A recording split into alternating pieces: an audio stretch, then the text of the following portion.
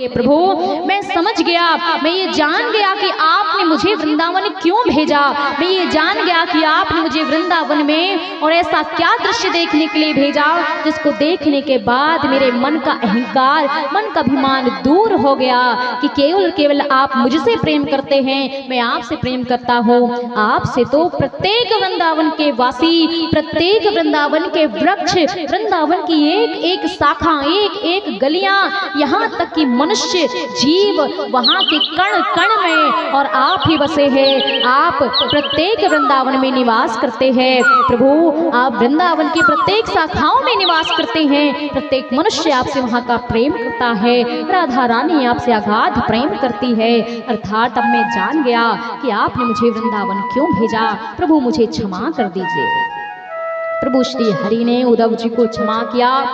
सुखदेव मुनि महाराज कहते हैं, धर्म सम्राट कर्मयोगी राजा परीक्षित, यहाँ समय काल व्यतीत होने के बाद, यज्ञोपवीत संस्कार होने के बाद कृष्ण और बलराम दोनों को अब उज्जैन के सांदीपनि मुनि के आश्रम में भेजा गया शिक्षा ग्रहण करने के लिए। जब शिक्षा ग्रहण करने के लिए सांदीपनि मुनि के आश्रम उज्जैन में जब जाने लगे भगवान श्री कृष्ण बलराम, तो मार्ग में ही उन्हें किसी के दर्द से कराहने की आवाज आई।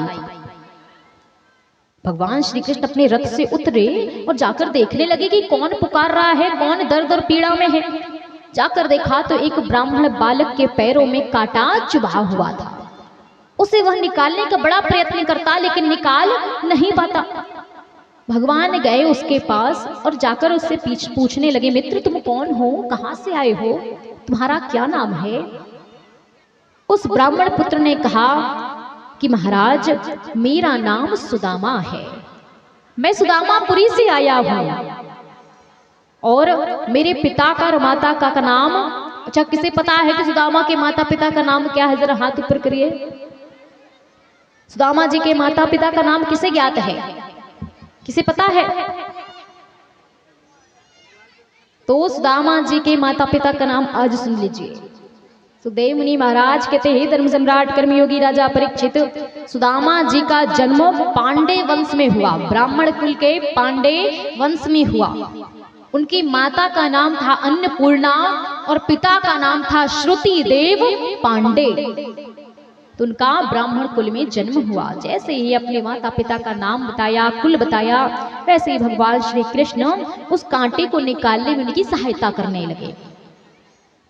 जब सहायता करने लगे निकालने का, हाथों से बहुत प्रयास किया उस कांटे को निकालने का भगवान ने, लेकिन हाथ से वह कांटा निकल ही नहीं रहा है।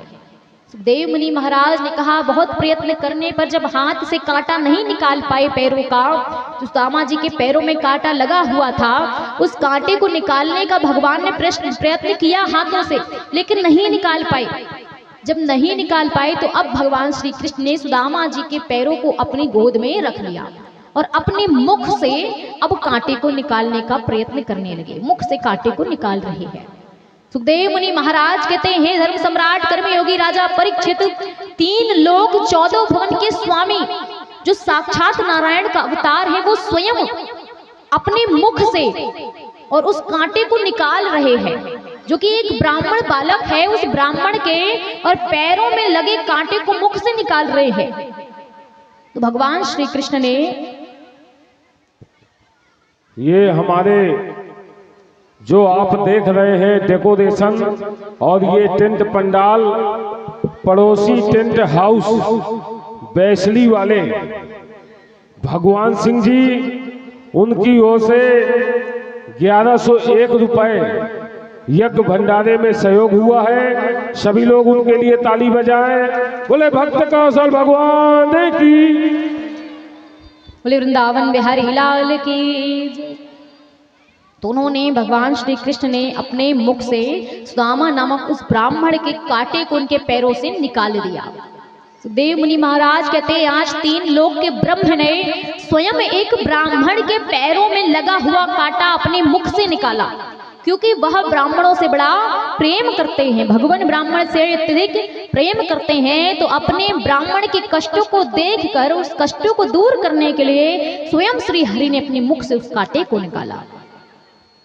कांटे को निकालकर जब वह जाने लगे तो सुदामा जी से पूछने लगे, मित्र तुम्हें कहाँ जाना है, तुम बता दो, हम तुम्हें वहां छोड़ देंगे।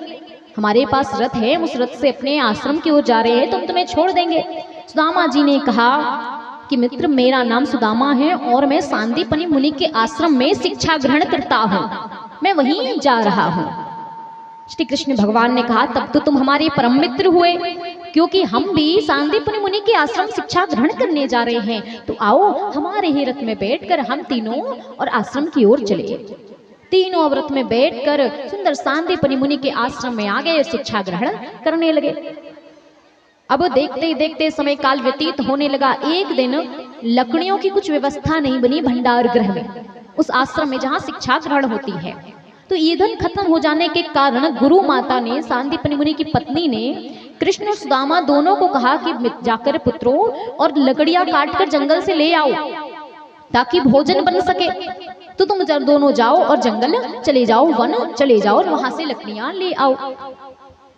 अब गुरु माता भीतर गए और आज जाकर थोड़े से चने पोटली में बांध कर दे दिए कि अगर तुम्हें भूख लगे मार्ग में तो पुत्र इस चनों को खा लेना और शीघ्र अतिशीघ्र लौट आना। माता की बातों को सुनकर, गुरु माता की आज्ञा का पालन कर दोनों कृष्ण सुदामा और जाने लगे लकड़ियां काटने के लिए, लकड़ियां लेने के लिए। जब जाने लगे तो मार्ग में ही बहुत ही जोर से मूसलाधार बारिश होने लगी, वर्षा होने लगी। जब वर्षा होने लगी तो भगवान श्री कृष्ण ने कहा कि देखो मित्र, तुम यहीं बैठ जाओ, सुदामा तुम यहीं बैठ जाओ, मैं लकड़ियों को काट कर लेकर आता हूँ, तुम वृक्ष के नीचे यहीं बैठे रहे। जब तक भगवान लकड़ियां लेने के लिए गए तब तक यहाँ सुदामा जी को भूख लग गई। तो सुदामा जी ने चना खाना प्रारंभ कर दिया। अपने हिस्से के चने तो खाए भी, लेकिन जब भूख और लगी तो कृष्ण भगवान के हिस्से के भी चने खा लिए। अब श्री कृष्ण भगवान तो अंतर्यामी है, जान गए कि मेरे मित्र ने मेरे हिस्से के भी चने खा लिए। भगवान ने क्रोधित होकर भगवान जब लौटे तो भगवान कहने लगे, अरे मित्र सुदामा, तनिक वो चने तो निकालो जो हमें माता ने दिए थे, गुरु माता ने दिए थे, हमें भूख लगी है, हम उसको ग्रहण कर लें। सुदामा जी ने कहा, अरे मित्र क्या बताऊं, इतनी मूसलाधार बारिश हो रही थी, इतने वर्षा हो रही थी, ना जाने वो पोटली कहाँ गिर गई, ना जाने वो पोटली कहाँ गिर गई है। श्री कृष्ण भगवान ने मन ही मन सोचा कि तुम मुझसे झूठ बोल रहे हो। तो देव मुनि महाराज ने कहा कि तीन लोक के ब्रह्म से कोई चोरी नहीं कर सकता। मनुष्य से चोरी कर सकता है लेकिन भगवान से चोरी नहीं कर सकता। तो भगवान के सामने जब सुदामा ने ऐसा झूठ बोला तो भगवान श्री कृष्ण ने उन्हें श्राप दे दिया कि जिस प्रकार तुम मुझसे असत्य वचन कह रहे हो, तो सुदामा मैं तुम्हें श्राप देता हूं कि जाओ तुम दरिद्र हो जाओ, तुम्हें दरिद्रता भोगनी पड़े, मैं तुम्हें श्राप देता हूं। सुखदेव मुनि महाराज कहते हैं, सारा जगत ये सोचता है कि सुदामा ने और भगवान के हिस्से के चने खाए, लेकिन ऐसा नहीं है, क्योंकि भगवान से इतना प्रेम करते थे सुदामा कि उन्हें बचाने के लिए उन चनों को खाए। अब कैसे बचाने के लिए? सुखदेव मुनि महाराज कहते हैं, हे राजन, हे धर्म सम्राट कर्मयोगी राजा परीक्षित, जो चने को माता ने पोटली में बांध कर सुदामा और कृष्ण को दिए थे ना मार्ग में खाने के लिए, वो कोई ऐसे चने नहीं थे। उसी नगर में एक वृद्ध स्त्री रहा करती थी जिसके घर के वो चने थे। जो वृद्ध स्त्री रहा करती थी, तो एक रोज की बात है कि कोई चोर उनके यहाँ रखा हुआ जितना अन्न इत्यादि, जितना भी धन, अन्न भंडार जो भी रखा था, सब चोर चुरा कर ले गए। जब वहां के आस पड़ोस वालों ने चोरों को देखा तो चोरों का पीछा कर चोरों को और पकड़ने का प्रयत्न किया। तो चोर भागकर वहीं चुपचाप ये सारे धन को, वहीं चुपचाप ये सारे अन्न इत्यादि को रख दिया जहां सांदीपनि मुनि का आश्रम था। प्रातः कालीन हुई तो वहां पर आश्रम में रहने वाले शिष्यों ने उन सभी अन्न भंडार को लेकर भीतर चले गए। तो जिस वृद्ध स्त्री का ये अन्न भंडार इत्यादि चने चुराए थे चोरों ने, तो उन चोरों को उस वृद्ध स्त्री ने श्राप दिया था कि जिसने भी हमारे ये चने को चुराए हैं, जिसने भी हमारे अन्न भंडार को चुरा कर ग्रहण किया है, मैं उसे श्राप देती हूँ कि उसे दरिद्रता भोगनी पड़े, अर्थात वो आजीवन काल तक दरिद्री हो। ऐसा श्राप और उसे दे दिया उस वृद्ध स्त्री ने। तो अगर भगवान वो चोरी किए हुए चने को खा लेते तो भगवान को वो श्राप लग जाता, तो उस श्राप से बचाने के लिए उनके मित्र ने, सुदामा ने, उनके मित्र ने भगवान श्री कृष्ण के, उन्हें बचाने के लिए ही और उस चनों को ग्रहण कर लिया। किसे? भगवान श्री कृष्ण को श्राप से बचाने के लिए, क्योंकि अगर भगवान श्री कृष्ण खाते तो उन्हें श्राप लग जाता उस वृद्ध स्त्री का, तो वो श्राप भगवान को ना लगे। सुदामा ऐसे विद्वान थे कि उन्हें पहले ही पता था कि अगर कृष्ण ये चने को खाएगा तो कृष्ण को ही श्राप लगेगा, कृष्ण को, मेरे मित्र को कोई श्राप ना लगे, इसीलिए उसके सिर का सारा और पाप मैं अपने सिर लूंगा।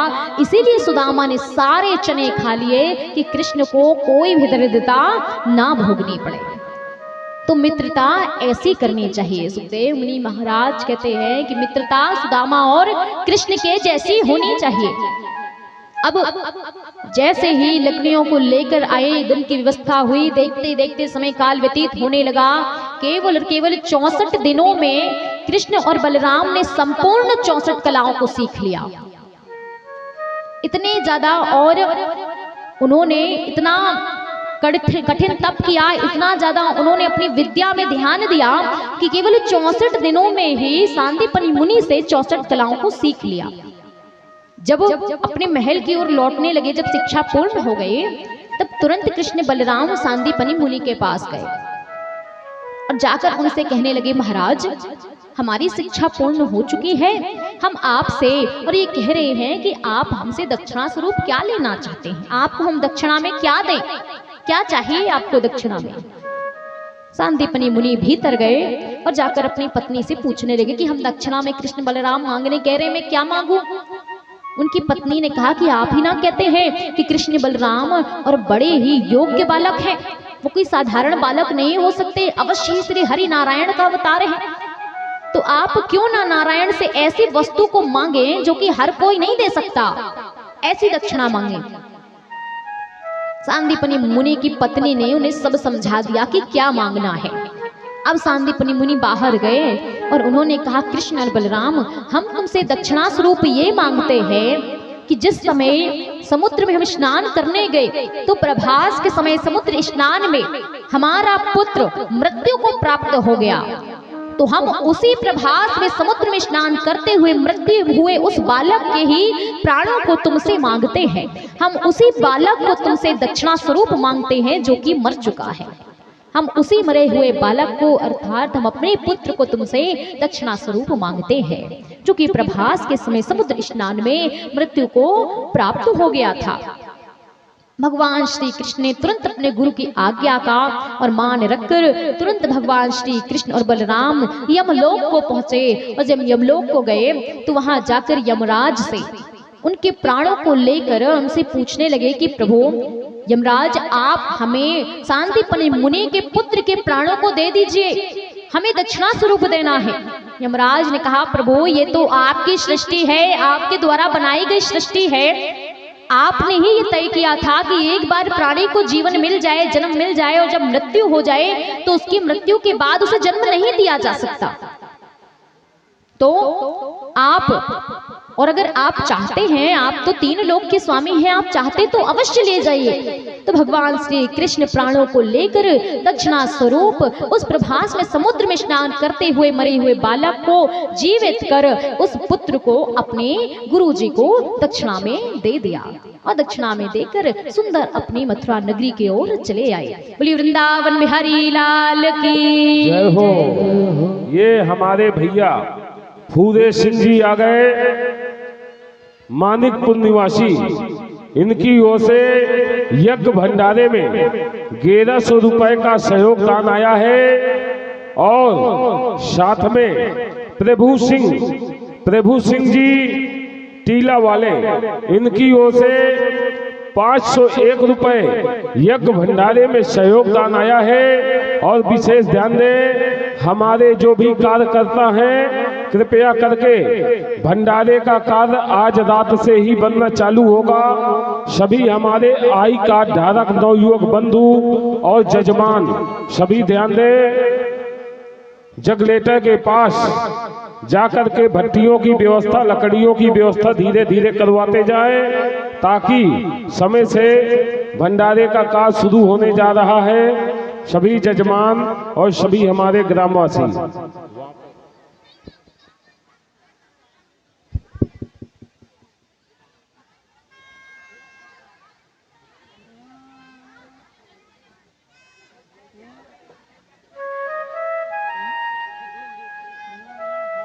बोले वृंदावन बिहारी लाल की जय।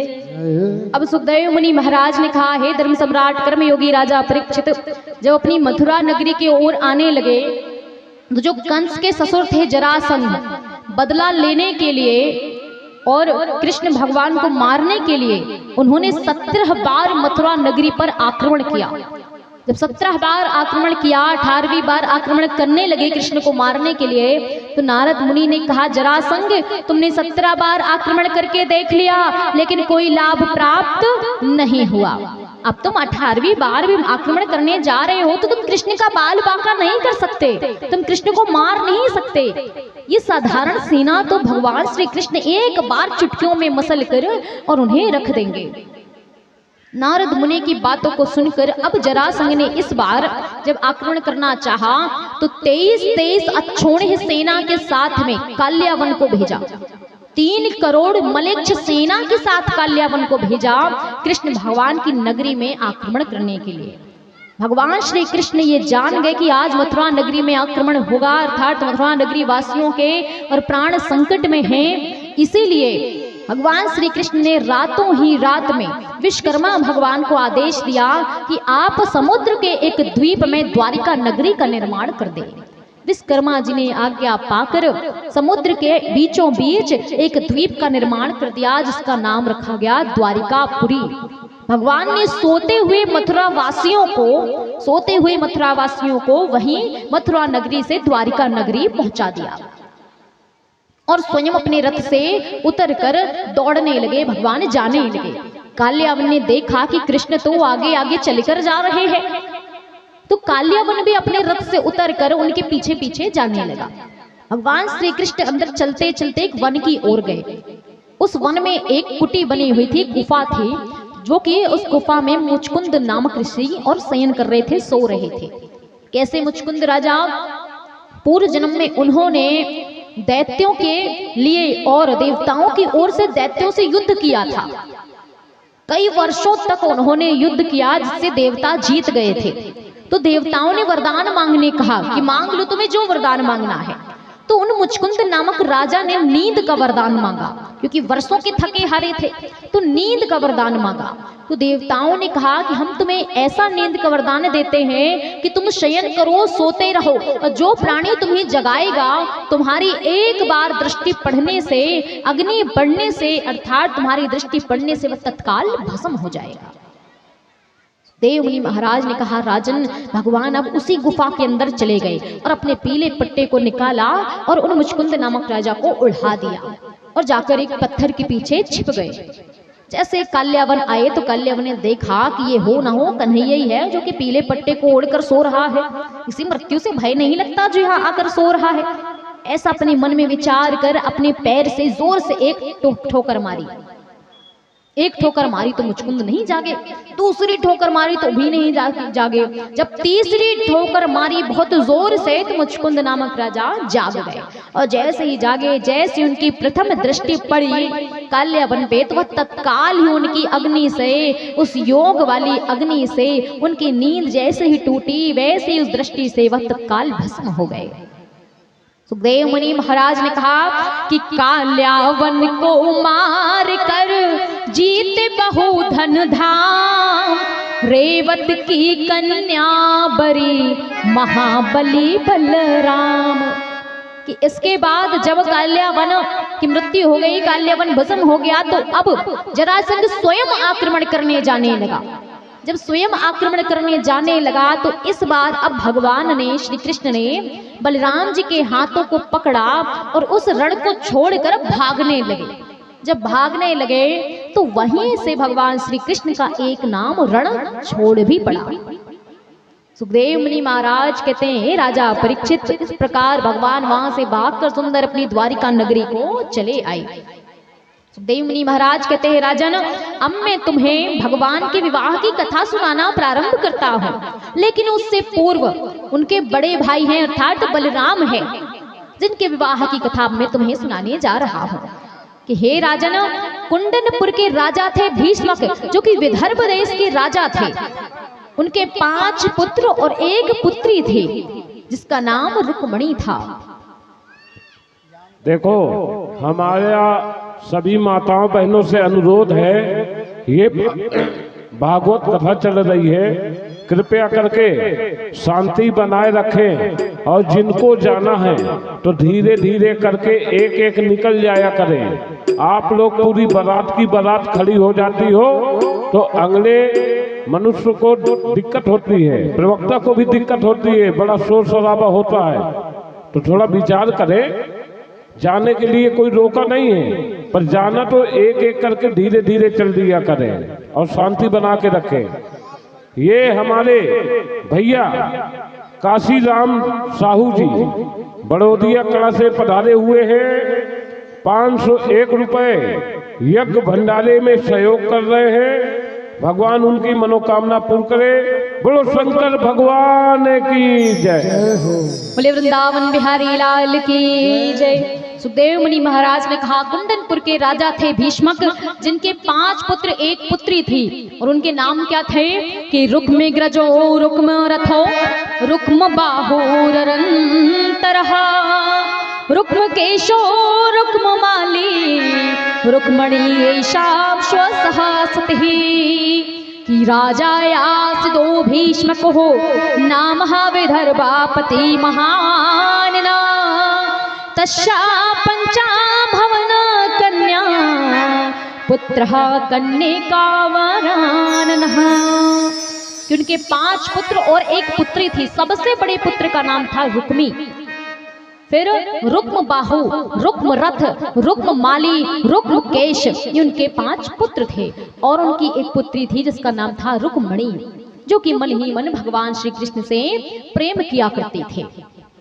रुक्मी जो कि उनका बड़ा भाई था, वो यह चाहता था कि मेरी बहन का विवाह शिशुपाल के साथ हो, तो शिशुपाल के साथ उन्होंने विवाह तय कर दिया। यहाँ रुक्मणी माता अब पत्र लिख रही है भगवान श्री कृष्ण को, और पत्र में लिख दिया कि प्रभु मैं आपसे अनन्य प्रेम करती हूँ। मेरे भाई ने जबरदस्ती अर्थात मेरी इच्छा ना होते हुए भी मेरा विवाह शिशुपाल के साथ करना चाह रहे हैं। अगर आप समय पर नहीं आए तो मैं अपने प्राणों को त्यज दूंगी, लेकिन शिशुपाल से विवाह नहीं करूंगी। ऐसा पत्र में लिखकर एक ब्राह्मण को पत्र दे दिया कि आप जाके द्वारिकाधीश को दे आइए, कृष्ण को दे आइए। सुखदेव मुनि महाराज ने कहा कि दृष्टः ब्रह्मणस्य देवस्तामः रुहा निजा सनातनः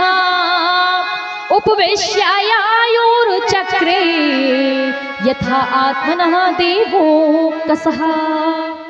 सुखदेव मुनि महाराज ने कहा, हे धर्म सम्राट कर्मयोगी राजा परीक्षित, भगवान जानते थे कि ब्राह्मण अब मेरे विवाह का प्रस्ताव लेकर आने वाले हैं, लेकिन बड़े भाई के होते छोटा भाई विवाह नहीं कर सकता। ऐसा मन में सोचकर अब भगवान वन की ओर गए भ्रमण करने। जब वन की ओर गए तो वहां पर एक राजा बहुत समय काल से अपने पुत्री के लिए एक वर ढूंढ रहे थे। भगवान श्री कृष्ण ने पूछा, अरे राजा आप यहाँ क्यों घूम रहे हैं? राजा रेवत ने कहा, कन्हैया मैं अपनी पुत्री रेवती के लिए सतयुग से वर ढूंढ रहा हूँ, लेकिन मुझे कोई वर नहीं मिल रहा। क्यों? क्योंकि सतयुग में 27 हाथ का मनुष्य हुआ करता था, त्रेता युग में 13 हाथ का मनुष्य हुआ करता था, द्वापर युग में 12 हाथ का मनुष्य हुआ करता था, और इस कलयुग में 1 हाथ का मनुष्य हुआ करता है जो बौना के नाम से जाना जाता है। सुखदेव मुनि महाराज ने कहा, हे राजा परीक्षित, सतयुग से राजा रेवत अपनी पुत्री रानी रेवती के लिए वर को ढूंढ रहे हैं, लेकिन वर मिल नहीं रहा। तो कन्हैया से कह रहे हैं कि मैं सतयुग से वर ढूंढ रहा हूं प्रभु, मुझे आज तक कोई वर नहीं मिला। भगवान श्री कृष्ण ने कहा कि राजा रेवत हमारे यहाँ वर है, अर्थात मैं आपको वचन देता हूँ कि आपकी कन्या रानी रेवती के लिए और एक वर है जो कि हमारे बड़े भ्राता है अर्थात बलराम है। मैं आपको वचन देता हूँ आपकी पुत्री रानी रेवती से मैं अपने भैया बलराम का विवाह कराऊंगा। राजा रेवत ने कहा जाकर कम से कम एक बार तो तुम अपने भैया से पूछ लो। भगवान श्री कृष्ण ने कहा कि मेरा वचन तो वचन है, अर्थात ये दृढ़ वचन है कि मैं आपसे कह रहा हूं ना, मैं अपने भैया का विवाह आपकी पुत्री से कराऊंगा तो ये निश्चय ही होगा। अब भगवान श्री कृष्ण गए। सुखदेव मुनि महाराज ने कहा हे राजा परीक्षित, यहाँ भगवान श्री कृष्ण गए और जाकर अब अपने भैया को समझा रहे हैं। हाँ ध्यान दे, ये भैया हमारे राजेश राय जी बीकोर कला से पधारे हुए हैं। इनकी ओर से 501 रुपए दान आया है यज्ञ भंडारे के लिए। मूरत सिंह जो कि लच्छासिल के ही निवासी हैं, यज्ञ जजमान भी हैं, 2100 रुपए यज्ञ भंडारे के लिए दान किया है। भगन सिंह, भगवान सिंह उर्फ भगन सिंह लच्छासिल निवासी है, 50 किलो शक्कर यज्ञ भंडारे में दान किया है। भगवान उनकी मनोकामना पूर्ण करे। बोलो यज्ञ नारायण भगवान की जय। बोले श्री कृष्ण कन्हैया लाल की जय।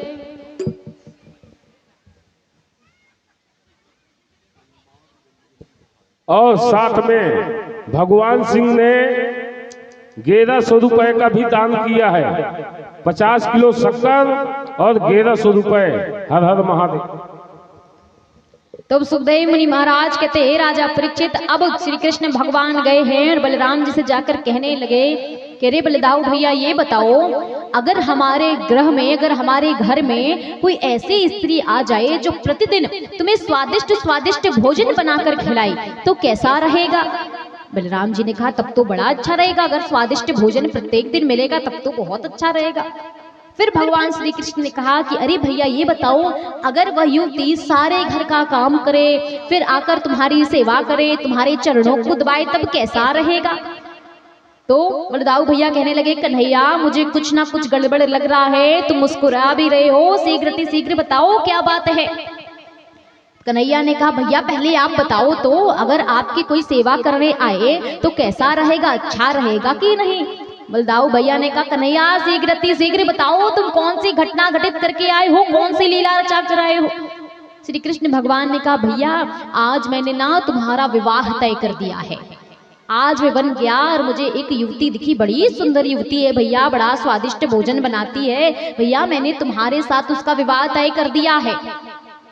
बलदाऊ भैया ने कहा मुझे कोई विवाह नहीं करना, अगर विवाह करना है तो तुम जाओ ना, तुम्हें विवाह करना हो तो तुम कर लो, मुझे विवाह नहीं करना। कन्हैया कहने लगे भैया आपसे कह तो रहा हूँ, वह प्रत्येक दिन आपको स्वादिष्ट भोजन बना कर खिलाएगी, प्रत्येक दिन आपकी सेवा करेगी, तो आप उनसे विवाह कर लीजिए भैया, मेरे खातिर एक बार आप विवाह तो करके देखिए, फिर देखिए कितना आनंद आता है। बलदाऊ भैया कहने लगे देखो लल्ला, तुम्हें स्वादिष्ट भोजन खाना है, तुम्हें सेवा करानी है तो जाकर अपनी सेवा कराओ, जाकर अपना विवाह करो, मुझे कोई विवाह नहीं करना। कन्हैया कहने लगे भैया देखो बात इतनी है कि मैंने उन्हें वचन दे दिया है कि आपका विवाह उनके साथ करूंगा, तो आप अब मेरे वचन को झूठा नहीं ठहरा सकते। अगर आप मुझसे प्रेम करते हैं तो आपको विवाह करना पड़ेगा। और आप ही बताओ, आप मुझसे विवाह करने कह रहे हो, आप मुझसे बड़े हो, जब तक आपका विवाह नहीं होगा तो मेरा कैसे होगा? पहले आप विवाह करो, उसके बाद फिर मैं विवाह करूंगा। ऐसा भगवान श्री कृष्ण ने कहा। बलराम जी ने कहा ठीक है, अगर तुम्हारी ऐसी इच्छा है तो मैं अवश्य विवाह करूंगा। अब विवाह की तैयारियां होने लगी। विवाह होने के लिए हुआ, जब रानी रेवती आई तो बलदाऊ भैया ने कन्हैया से कहा अरे लल्ला, तुम्हें इतनी बड़ी ही नारी मिली थी, यही नारी मिली थी विवाह के लिए, कोई और नारी नहीं देख सकते थे? देखो तुम ये कितनी लंबी है, 27 हाथ का मनुष्य हुआ करता था सतयुग में, और बलराम जी यहाँ 12 हाथ के हैं, द्वापर युग में है, क्योंकि वो सुखदेव मुनि महाराज कहते हैं 27 हाथ के थे रानी रेवती। बलराम जी के पास गई और जब वह रानी रेवती खड़ी हुई तो रानी रेवती सबसे लंबी दिखाई देने लगी। भगवान श्री कृष्ण ने कहा कि देखो भैया, कन्या तो यही है, विवाह तो इसी के साथ करना पड़ेगा। बलराम जी गए और अपने हाथ से रोहिणी को मार मार कर उन्हें अपने बराबर की कर लिया और विवाह करने लगे। उनका यहाँ विवाह हो ही रहा है कि उतनी समय ब्राह्मण उस पत्र को लेकर पहुंच गए। जब पत्र को लेकर पहुंचे भगवान श्री कृष्ण ने पत्र को पढ़ा रुक्मिणी जी के, तो पत्रों को पढ़कर भगवान श्री कृष्ण और तुरंत अपने रथ को निकाल कर और पहुंच गए कुंडनपुर। जब कुंडनपुर पहुंचे तो वहां से सुपाल की बारात पहले से ही लगी हुई थी और भगवान श्री कृष्ण की रुक्मिणी जी गौरी पूजन करने के लिए मंदिर गई हुई थी।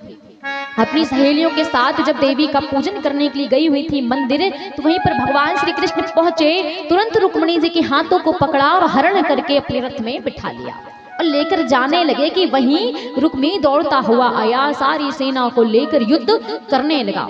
जब युद्ध करने लगा तो भीषण युद्ध उन दोनों के मध्य में होने लगा, रुक्मी और भगवान श्री कृष्ण के बीच में। भगवान श्री कृष्ण ने अब तलवार को निकाला और जैसे ही रुक्मी को मारने के लिए कंधे पर रखा, वैसे ही रुक्मिणी माता ने उनके हाथों को पकड़ लिया।